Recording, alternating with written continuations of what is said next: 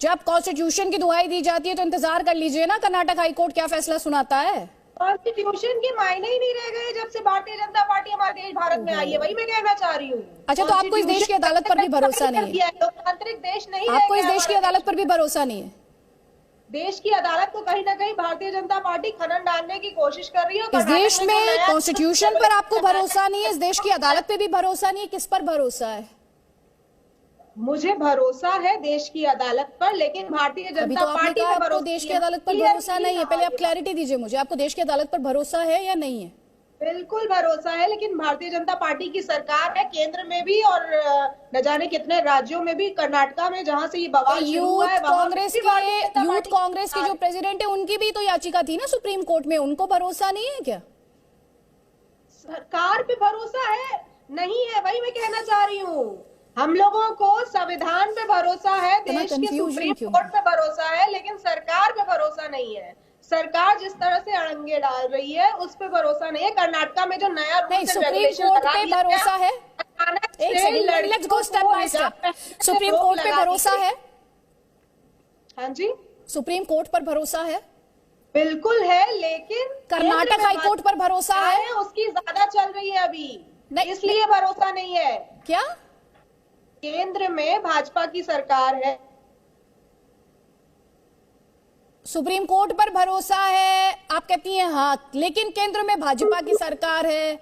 ये दोनों बातें कैसे? केंद्र में भाजपा की सरकार है, वो सरकार है, अदालत थोड़ी है वो। इस देश में जुडिशरी है। कॉन्स्टिट्यूशन की बात आप अपने आप में ही कॉन्ट्रडिक्शन दे रही हैं, विरोधाभास है आपकी बातों में। मारिया जी, आपको इस देश की अदालत पर, हाँ रोशनी जायसवाल, अगर आप मेरी बात सुन पा रही हैं कि मुझे और हमारे देश की जनता को भारतीय जनता पार्टी पे भरोसा नहीं है, सुप्रीम कोर्ट पे भरोसा है, लेकिन सुप्रीम कोर्ट जब ये फैसला सुनाएगी तब तक भारतीय जनता पार्टी के नेता कहीं ना कहीं जनता में ये हिंदू मुस्लिम जो पिछले 2014 से फैला रहे हैं, उसकी वजह से आज इंटरमीडिएट के स्कूल में इंटरमीडिएट के छात्रों में आक्रोश पैदा हुआ है, उससे हमारा देश रोशनी जी, सुप्रीम कोर्ट ने क्या कहा?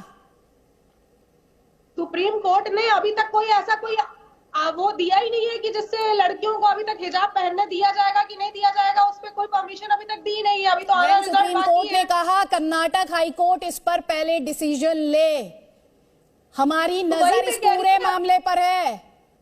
इसीलिए मैंने आपसे पहली ही लाइन में सवाल किया कि सब्र क्यों नहीं कर सकते आप, राजनीति इतनी ज्यादा जरूरी क्यों है? निगत अब्बास आपको जवाब देना चाह रही है। निगत अब्बास, भाजपा की सरकार है, ये खुद इतना कंफ्यूज है, कभी नहीं अदालत पर भरोसा है, कभी अदालत पर भरोसा नहीं है। क्यों इतनी कंफ्यूजन है? क्योंकि भाजपा की सरकार है। बिल्कुल बिल्कुल यही बात। मैडम जवाब लीजिए। रोशनी जी, आपका नाम निगत अब्बास नहीं है, please. Aditi ji, thank you so much Aditi जी।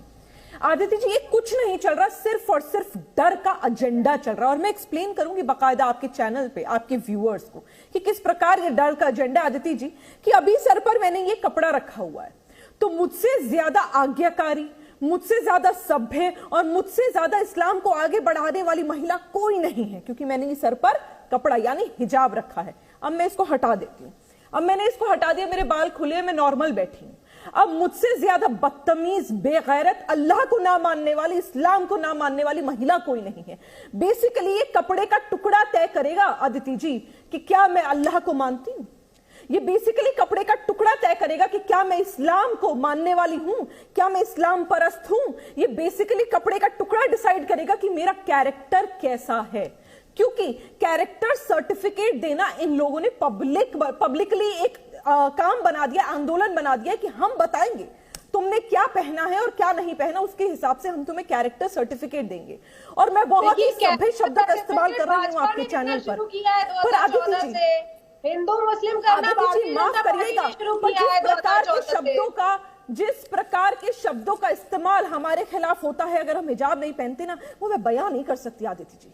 दुख होता है, दर्द होता है, रोना आता है जब लोग हमें न जाने क्या क्या बोल देते हैं, क्या क्या गंदा गंदा गाली दे देते हैं। कांग्रेस का झंडा दिख रहा है इस प्रोटेस्ट में, आपकी आंखों में आंसू आ जाएंगे। ये जो प्रोटेस्ट की तस्वीरें हैं, इस प्रकार की बातें होती है। अभी मैं सिर्फ और सिर्फ नहीं, एक सेकंड, मैं कांग्रेस के नेता से पूछना चाहती हूं कि आप मुझे बताइए कि आप संविधान के साथ खड़े हैं या फिर एक कम्युनिटी के साथ खड़े हैं और उसके अपने पर्सनल कानून के साथ खड़ी हूँ, तभी ये क्वेश्चन कर रही हूँ। आप लोगों ने कुरान की पवित्र आयत 24.31 तो आप मुझे बताइए 24.33 में ये दिखाया गया है, ये समझाया गया है के बारे में आपसे ज्यादा जानती हूँ। को अपना सर ढकना और ये चेस्ट एरिया ढकना कंपलसरी है मैडम, तो उसको लड़कियां फॉलो कर रही है। मैं बताऊं इस्लाम क्या है? यही सिखाया मैडम इस्लाम बताऊं मैं क्या है? कहीं ना कहीं सरकार मैडम आपको पता ही नहीं है, इस्लाम पढ़ के आए हो?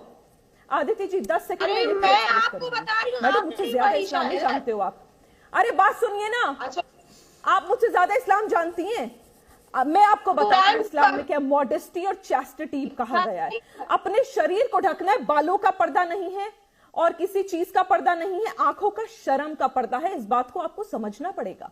अगर आप इस्लाम को आगे बढ़ाना चाहती हैं और समझाना चाहती हैं तो आज इस्लाम के साथ खड़े होइए, जिनको ये नारा दिया जाता है कि पहले हिजाब है और फिर किताब है। पहले हमारे लिए किताब है, फिर हिजाब है। अच्छा एक और बात मैं बताऊं, आदित्य जी मैं किसी के बीच में नहीं बोली।